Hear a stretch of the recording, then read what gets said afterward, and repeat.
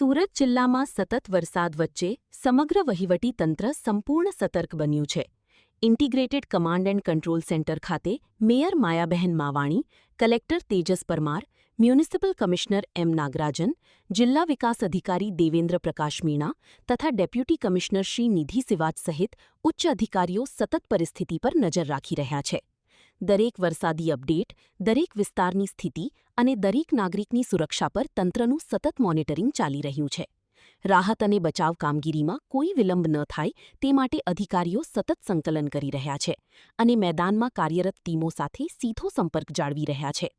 પ્રશાસનની આ સતર્કતા માત્ર ફરજ નથી, પરંતુ સુરતના દરેક પરિવારની સલામતી પ્રત્યેની જવાબદારીનું પ્રતિબિંબ છે. મુશ્કેલ સમયની આ ઘડીમાં સમગ્ર તંત્ર એક ટીમ તરીકે કાર્યરત છે, જેથી કોઈપણ નાગરિક મુશ્કેલીમાં એકલો ન પડે. વરસાદની દરેક પરિસ્થિતિ પર બારીક નજર રાખી જરૂરી તમામ પગલાં ઝડપી લેવામાં આવી રહ્યા છે. સુરત આજે માત્ર વરસાદ સામે જ નહીં, પરંતુ સંકલન, સેવા અને સંવેદનશીલ વહીવટનું જીવંત ઉદાહરણ બની રહ્યું છે. આજે 23/7/24 લગભગ 11 વાગે સુરતની શહેરની જે પરિસ્થિતિ છે એ કાબૂમાં છે. એની અંદર સીમાડા ખાડી અને બેદવાડ ખાડીના જે પાણીનું લેવલ છે એ ડેન્જર લેવલથી ઉપર ચાલી રહ્યું છે. 34 જેટલા જગ્યાઓમાં લો લાઇંગ વિસ્તારમાં પાણીનું ભરાવ થયેલું છે, જેનું નિકાલનું કામગીરી યુદ્ધના ધોરણે ચાલી રહેલ છે.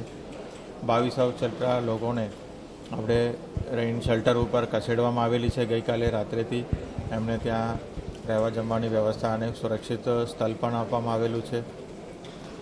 અત્યારે હાઈ ટાઈડનું પરિસ્થિતિ ચાલી રહ્યું છે, એટલે લોકોને ખાસ વિનંતી કરવામાં આવે છે કે ઘરથી બહાર નીકળવાનું આજે ટાળે.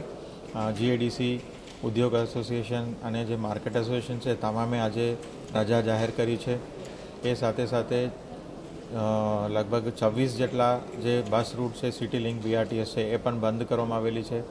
પોલીસ ખાતાના સાથે રહીને અલગ અલગ જગ્યાઓમાં બેરિકેડિંગ પણ કરીને ટ્રાફિકને પણ નિયમન કરવામાં આવ્યું છે અથવા બંધ પણ કરવામાં આવેલું છે. આ હાલતમાં તમામ નાગરિકો આજે જેટલું થાય એટલું ઘરથી બહાર નીકળવાનું ટાળે અને ઘરે સુરક્ષિત રહે. હાઈ ટાઈડનું જે સંજોગ છે એના લીધે પાણીનો નિકાલમાં વિલંબ થવાની શક્યતાઓ છે. તો આજે બપોર સુધી પણ આ જે આગાહી છે એ ચાલુ રહેશે અને 3 કલાક સુધી પણ વધારાનું એક એલર્ટ પણ આપવામાં આવેલી છે હવામાન વિભાગ દ્વારા. તો તમામ નાગરિકોને સુરક્ષિત જગ્યા આજનો દિવસ પસાર કરવા માટે ખાસ વિનંતી કરું છું.